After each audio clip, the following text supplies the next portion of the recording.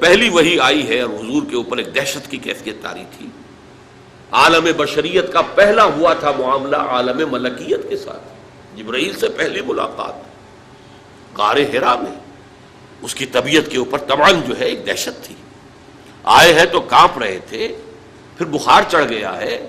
اس میں کہا ہے آپ نے خشیت علی نفسی، خشیت علی نفسی، خشیت علی نفسی، مجھے اپنی جان کا اندیشہ ہے.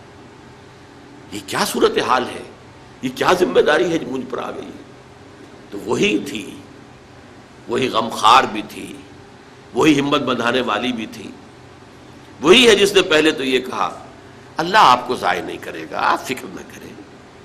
آپ تو یتیموں کی سرپرستی کرتے ہیں، بیواؤں کی خبرگیری کرتے ہیں، آپ بھوکوں کو کھانا کھلاتے ہیں، غریبوں کی جو ہے خدمت کرتے ہیں، اللہ آپ کو ضائع نہیں کرے گا. اور اس ضمن میں مجھے ایک واقعہ یاد آ رہا ہے. یہ واقعہ امام راضی نے نقل کیا اپنی تفسیر کبیر میں، اور یہ ہے آغاز وحی سے قبل کا واقعہ. کیونکہ حضور کی زندگی میں یہ جو دن آئے تھے 25 برس کی عمر سے لے کے 40 برس کی عمر تک، 25 برس کی عمر تک کی آپ کی زندگی بڑی مشقت کی زندگی رہی، بڑی محنت کی زندگی رہی، افلاس کی زندگی رہی، تنگ دستی کی زندگی رہی. عین بچپن میں آپ بھیڑیں بکریاں چراتے رہے علی قراغیت، چند ٹکوں کے عوض. یہ حضور کے اپنے الفاظ ہیں، میں چند ٹکوں کے معاوضے میں اب بھیڑیں بکریاں چراتا تھا.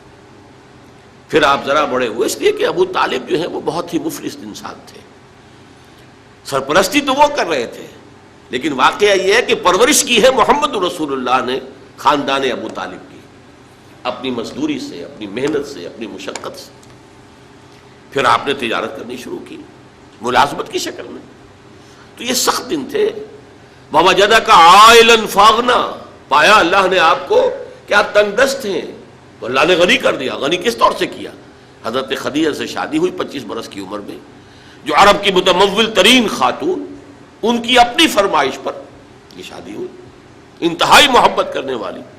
تو واقعہ میں آپ کو سنا رہا تھا کہ اس زمانے میں یہ 25 برس سے لے کر اور 40 برس کی عمر شریف کے مابین کبھی یہ واقعہ پیش آیا ہے کہ حضور ایک دفعہ کہیں نکل گئے مکے سے باہر. مختلف وادیاں ہیں، پہاڑ ہیں، پہاڑوں کے مابین وادیاں ہیں. ایک وادی میں آپ نے دیکھا کوئی قبیلہ آ کر پڑاؤ ڈالے ہوئے ہے، انتہائی مفلوق الحال، بھوک کی وجہ سے جسم سوکھ کر کانٹے ہوئے ہیں، تن پر کپڑے نہیں ہیں.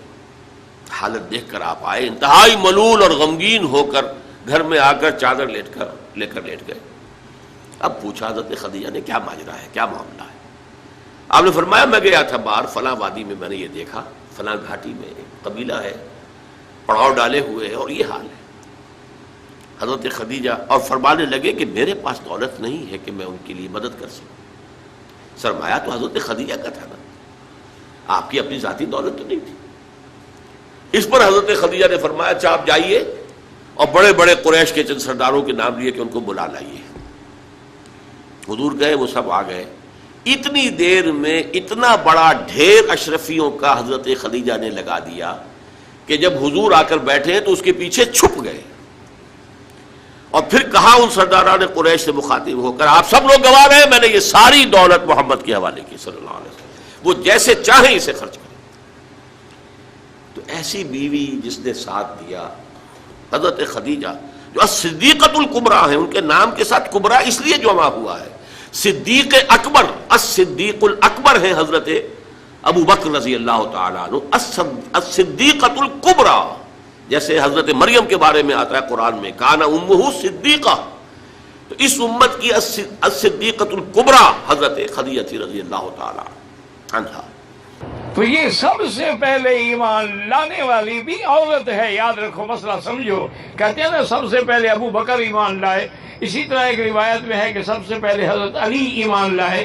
اسی طرح ایک روایت میں ہے کہ سب سے پہلے حضرت زید ایمان لائے. تو معنی یہ ہے کہ مردوں میں سب سے پہلے ابو بکر ایمان لے آئے، اور بچوں میں سب سے پہلے علی ایمان لے آئے، غلاموں میں سب سے پہلے زید ایمان لے آئے، لیکن سب سے اولیت حقیقی جو ہے وہ سیدہ خدیجہ کو حاصل ہے.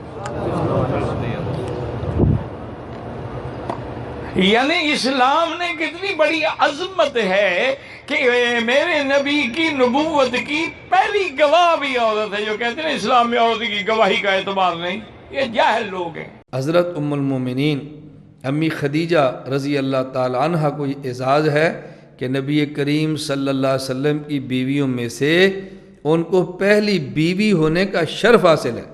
جہاں وہ پہلی مومنہ ہیں وہاں وہ پہلی رسول اکرم صلی اللہ علیہ وسلم کی بیوی ہیں. یہ کوئی چھوٹا اعزاز نہیں ہے. اور جب تک حضرت خدیجہ رضی اللہ عنہا رسول اللہ صلی اللہ علیہ وسلم کے نکاح میں ہیں اور زندہ رہی ہیں، ان کی زندگی میں نبی کریم صلی اللہ علیہ وسلم نے دوسرا نکاح نہیں فرمایا. اپنے سے 15 سال بڑی عمر کے ساتھ اس طرح نباہ کیا ہے کہ آپ نے دوسرا نکاح تک نہیں فرمایا. نویں بات، حضرت ام المومنین امی خدیجہ رضی اللہ تعالی عنہا یہ وہ خاتون صحابیہ ہیں.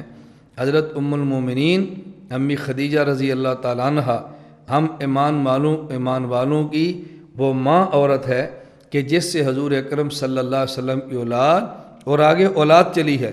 گویا نبی پاک صلی اللہ علیہ وسلم کی اولاد کا سلسلہ جو قیامت تک چلے گا وہ حضرت خدیجہ رضی اللہ تعالی عنہا سے ہے. حضرت خدیجہ کی بیٹی زہرا، پھر زہرا سے آگے اولاد چلی ہے. نبی پاک صلی اللہ علیہ وسلم کی ساری اولاد سوائے ایک بیٹے ابراہیم کے حضرت خدیجہ سے ہے، اور آگے جو اولاد چلی ہے وہ بھی خدیجہ کی اولاد سے اولاد چلی ہے. تو یہ بھی ان کا اعزاز ہے.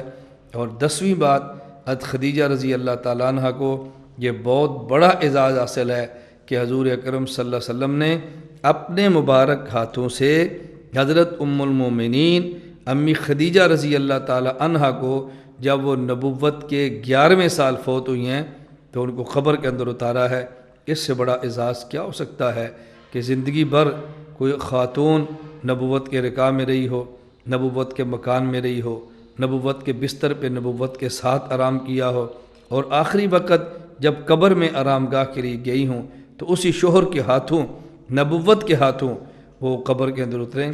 یہ بہت بڑا اعزاز ہے. اللہ ان سے راضی ہے. اللہ مزید ان کے درجات بلند فرمائے.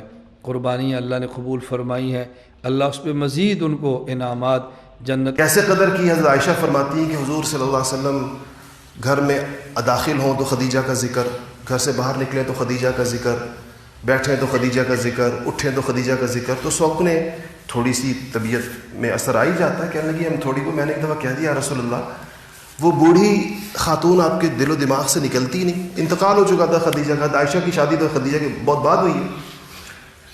تو کہا کہ آپ کے ذہن سے نکلتی نہیں، حالانکہ آپ کو ان کے بعد اللہ پاک نے بہت اچھی ازواج سے نوازا ہے. اس کے بعد آپ نے کئی نکاح فرمائے اور بڑی اچھی ازواج آپ کی آئی ہیں. اس پر حدیث میں آتا ہے کہ آپ صلی اللہ علیہ وسلم غضبناک ہو گئے اور آپ کے پیشانی پر جو بال تھے وہ کپ کپانے لگے، اور آپ نے فرمایا کہ خدا کی قسم ہرگز نہیں، اور خدیجہ سے بہتر بیوی اللہ نے مجھے کوئی نہیں تھی. اور کہا کہ وہ میرے ساتھ اس وقت میرے اوپر ایمان لے کر آئی جب لوگوں نے میرا انکار کیا.